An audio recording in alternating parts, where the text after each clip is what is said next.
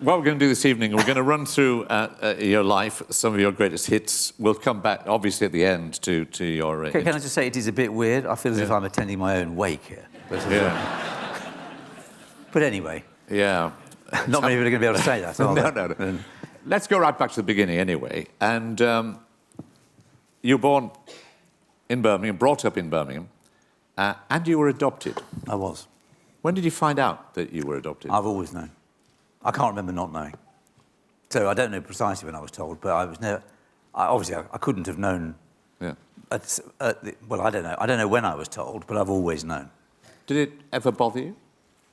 Not really, no. I don't think so. I suppose you feel a bit special, in a way, a bit, because someone's picked you. In fact, the story of that was that I was adopted as a baby, but not actually taken from the nursery until I was about 9 or 10 months old, because shortly after birth I got whooping cough. And the family story was that it was my nan, my dad's mum, who picked me out of the...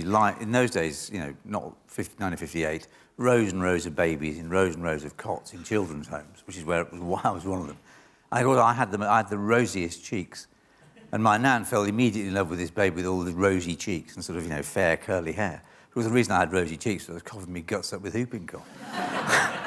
which is perhaps the first time that luck, the thing that could have been certainly career-altering, whooping cough as a baby, turned into something which sort of worked rather for me, I think. My first job in TV was actually at Panorama, weirdly. Because, of course, 20 years later, I went back to Panorama as editor. But the first job in TV arose because I'm in Manchester. I know Manchester pretty well. I meet someone who I later discover is she's a nationwide researcher, as you'll recall. Once in those days, Nationwide used to have a researcher one in each region working for the network. I met this woman, I won't name her in case she's here. But I sort of doubt that she is, for reasons which will become clear. Anyway, so she would have to go on a conference call with Roger, or one of his deputies, twice a week or whatever it was, to offer stories to the network. Anyway, I started selling her tips for stories, because things that I knew about, which she didn't. Only like £15 a throw. I don't know if you knew you were paying for that, but you were. Yeah. Anyway, so thank you for that. So one day, Panorama phoned her up, because in those days, BBC News and Current Affairs was all in Lime Grove. And so it was not uncommon for Panorama, if they would need someone on the ground in Manchester or Birmingham or whatever, to use the nationwide researcher. So they called her up and said, look, we're doing this story, can you help us? And she said, for reasons which I to this day don't understand, she said she hadn't got time. She turned Panorama... She's a regional researcher, and she turned Panorama down. She turned them down. So, and she no longer works in broadcasting. She might. So... No. Anyway, so she turns them down. So, and then they say, well, do you know any freelancers? So she says, me. Now, I think maybe I was the only person she knew. But anyway, so they phone me up and they say, look, we're doing this thing about chemical waste. And there'd been an explosion at a factory in Staley Bridge. It was called Chemstar. Quite big news locally, and one man had been killed. It was a place where chemical waste was dealt with, and anyway, this man had been killed. And they said, look, we're trying to get hold of the two guys that run it. And we've tried everything, we can't get hold of them. Would you mind having a go? So I said, well, I'll have a go. And they said, well, look, don't worry if it doesn't work out. We'll pay you a day's money anyway. I said, oh, what's that? They said, 75 quid. Now, you'll realise that was more than double my weekly earnings. So the first bit was sort of trying to stay on my chair. And the second thing was sort of not to sound too thrilled at the... So I said, all right, well, I'll have a go. So I put the phone down. I'm sitting next to a chap called Ken Ferguson. Ken Ferguson was an old communist working on the Manchester Flash. He'd fallen out with the party, I think, about Hungary or something a long time previously. And he was from Glasgow. He was a shipyard worker, and he was a journalist of the old school, in the sense that he would write everything down in a black notebook. And I said to him, Ken, I said, I won't do his accent, you'd be pleased to know. I said, Ken, you wouldn't have a number for either of those blokes that ran Chemstar, would you? He said, do you know? He said, oh, well, I think I have. Anyway, he gets one of his black books out and gives me one of the numbers. I then looked in the phone book and found the other one. Phoned them up, asked them, and I was so nervous, I phoned them up and said, hello, are you so-and-so? And as soon as he said yes, I put the phone down. I did that. Anyway, then I thought, what do I do now? This has all happened in about 10 minutes. I can't phone them back in 10 minutes. So I sort of, I'll take some credit for this. I waited about an hour and a half, a couple of hours maybe. I phoned them back and say, here they are. And they said, that's amazing. Are you sure? And I said, I'm absolutely positive, definitely them. He said, well, you know, well, look, what can we say? Thank you so much. And I said, well, look, you know, if there's any more work like this, you know, £75 a day, you know, I'm your man. So true enough, a couple of hours or so later, they phoned back and said, look, we're coming to Manchester tomorrow. Would you have time to come and meet us? So I went and met them in the Piccadilly Hotel. Several gin and tonics later. In fact, more gin and tonics than I can... Even now, I can't quite remember how many gin and tonics, which tells you something about... I signed these expenses. You must have done. So they said, well, look... They said... And then they got... Next day, they said, look, we'd like to take you onto the project. So they obviously thought they'd stumbled across a great investigative talent. But in actual fact, that was Ken Ferguson, not me. And the really funny thing was, when I actually got to the Panorama office, working on this one project, apart from the fact that nobody really spoke to me, the key thing, right in the middle of the office then, in a great big square bank, this is pre-internet, remember, was every single telephone directory covering the whole of the UK. And I thought, if I take one lesson from this, as a young journalist, it is do not ignore the obvious, like the phone book. The interview is being shot in Kensington House, and the producer is on the second camera. There are 3 people, a producer doing the sound as well. There's Martin, there's the cameraman. You are waiting for the phone call. Everybody's phoning you, Tony Hall, others, and you can't say anything. No, Tony Hall never phoned. No. No. Tony Hall's representative, Richard Eyre, phoned. Tim Gardam, who's the head of Current Affairs, he phoned. He phoned quite early. Yeah. He phoned about 9:30, which I thought was a bit... They only went in at 7, I'm thinking, well, you know. Anyway, he phoned about 9:30, getting slightly jittery, if anyone knows Tim. Tim, when he's jittery, he's... Anyway, he was getting slightly jittery. Clearly, he could see this as a career-ending event. I mean, for him, I mean. But anyway. And then, anyway, so it's a sort of... It went on through the evening. And eventually... I mean, I don't know what anyone up the chain was thinking, but even I was getting slightly jittery by midnight. And I got a call from Mike Robinson, the producer, who said... he said, sorry, I've had to switch the phones off and this, that and the other. We've been drinking champagne with the princess, you know, et cetera, et cetera, et cetera. But he said, look, he said, I think you've got a film. So they came round to my house in Shepherd's Bush, and we chatted about it. And I remember this really, really distinctively. And I feel so made up. I'm thinking, bloody hell, you know, we've got the interview. The journalistic world, collectively, would give most of their arms and legs, all of them, to get this interview. And we've bloody well got it. And it was an extraordinary feeling. Anyway, they left the house about 1 o'clock, after had a cup of tea, and they went off to Brighton, to Eastbourne, to check in and get it all sorted out. And then you all go, Tony Hall, others all go down to Eastbourne. There's one moment I must recount to you, which is that the minute they left the front door, the bottom dropped out of I felt the bottom drop out of my stomach. Because I thought, it'll be The only thing worse than not having this interview is it'll be fawning nonsense. So then I think, oh, because weirdly, I thought, I felt that could be career-ending, actually. Anyway, it wasn't, as it So then you have the viewing. They all go down to the viewing. You start to watch, and you told me the story before, but everybody starts with here, right to make notes. I'll tell you, in the room, I'm sure this is known. In the room, there's Tony Hall, there's Richard Peel, who runs the Media Society now and was the director of comms and whatever. There's Richard Eyre, who was controller of editorial policy. There was Tim Gardam, and there was me, Martin, and Mike, and the editor. I think that was about it. Anyway, so we start the programme, and I've seen it. We've already recut it once. So anyway, we start the film, and they're all sitting there with their papers out. Tony Hall, they're all scribbling. And after about 3-4 minutes, they start one by one. They go.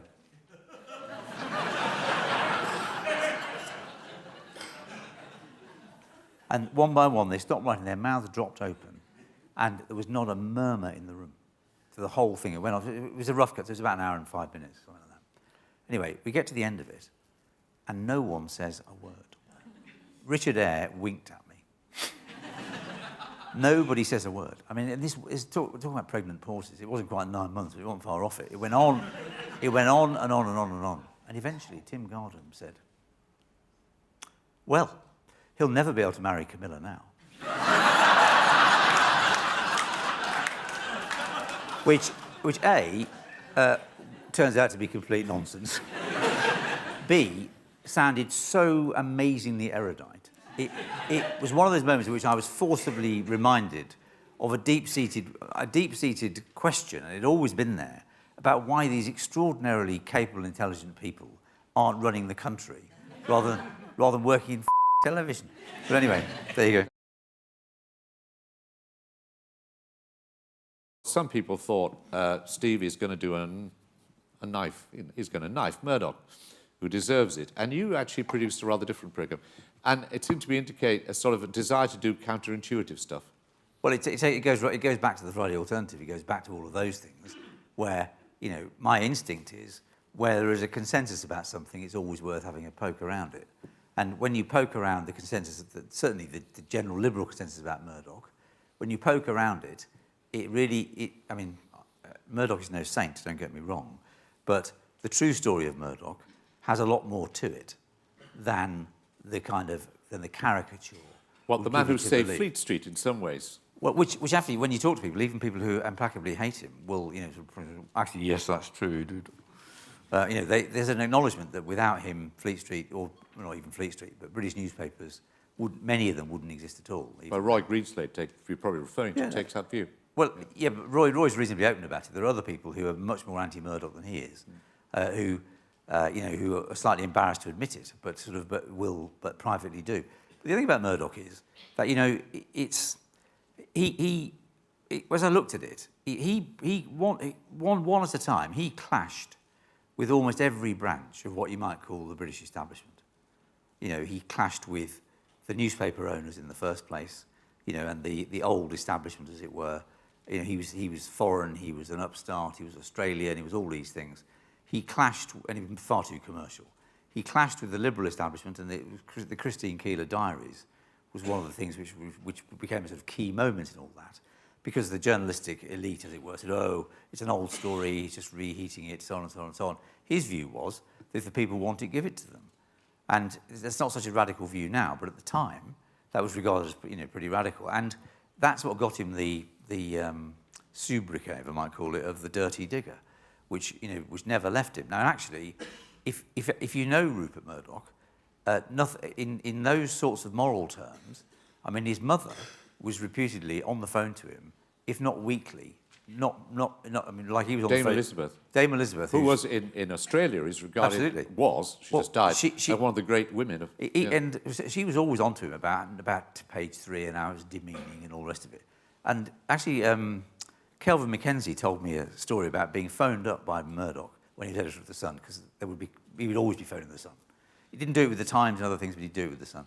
And Murdoch would phone him up and say, Kelvin, why does it always have to be below the waist? Which is his Murdoch's shorthand for what the sort of stories that The Sun would do.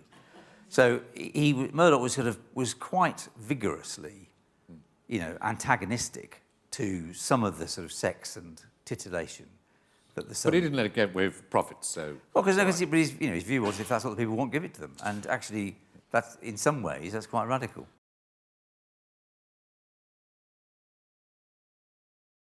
This is a strange organisation, and there are lots of things wrong with it. But did anybody ever try and tell you, and has anybody ever tried to tell you on the media show what questions you should not ask and what subjects you should not do? No, I think on the media show there's, and I feel this as deeply as anyone else involved, there's a reluctance to go and do the BBC all the time, because the BBC is so big, it's such a big part of the media landscape. You could do the BBC every week. And so I think there's a kind of... Some BBC stories have to get over quite a sort of slightly higher hurdle than some other stories, just because it's the BBC all the time. But no, I've never been told on the media show, you can't do this, you can't do that, you can't do the other. I have been told on 2 occasions, 3 times, once at Inside Story and twice at Panorama. Once at Inside Story, I was impressed. It was impressed upon me by somebody very, very senior that I should commission a particular programme about Lloyd's names, which in the end I ummed and ahed about and very nearly threw my chips in and said, right, I'm not doing that. But in the end I did, and the programme was fine in the end. Who was the person? I can't tell you. Why not? I'm not going to tell you. But That's different. You might better work it out. I can see somebody in the front row here who knows exactly what I'm talking about. Anyway. Why won't you tell me? Why won't you tell Well, I'll tell you what to do. Go and have a look. Why won't you I'll tell tell you me? what, go and have a look at... Because it wouldn't If be... you're going to direct me, you can tell us now. It wouldn't be fair. If you were to go and have a look for a programme about Lloyd's List on Inside Story and see who made it, you might get a clue. Anyway, then at Panorama, there were two instances. One was we were doing a thing about natural-born killers and whether there was any connection between screen violence and real violence, whether this screen violence affected people's behaviour. And the truth was, as far as I could establish, we could establish it journalistically, that amongst some particularly vulnerable groups of people, there was quite a significant connection between screen violence and actual behaviour. Anyway, so this is what the programme said. And I got a call from somebody up the hierarchies who said, you can't do this. And I said, sorry, what do you mean you can't do it? I said, well, I mean, what, are you working for the Daily Mail or what? And I said, no, so-and-so, no, not working for the Daily Mail. But, you know, the facts do suggest that this is a bit of an issue. And eventually, it sort of went away. It then happened, it was then the same person again, sometime later. We got a story, Mark Killick. That programme went out then? That programme went out, yeah. No, everything. I'd never caved into any of this. But the other one was about the National Lottery. And Mark Killick had come up with a story which had Richard Branson claiming to have been offered a bribe by a chap whose name now escapes me, but who ran a company called G-Tech, who were the people who won the technical side of the National Lottery bid. A hugely valuable contract. If you remember, Virgin were also in the running for the National Lottery, so on and so on and so on. And Branson came on to Panorama and said, I was offered what amounts to a bribe to pull out of the bidding. And I got a call saying, you can't do this. I said, well, it is, as far as one can tell, true. And I think it's probably quite important. He said, yeah, but look, it's the only thing we've got on Saturday night. So I said, well, look, I'm really sorry about that, but I think we're going to have to do it. And you know, and it went out, so. Right, who is the person? I'm not going to tell you. No, it's not fair.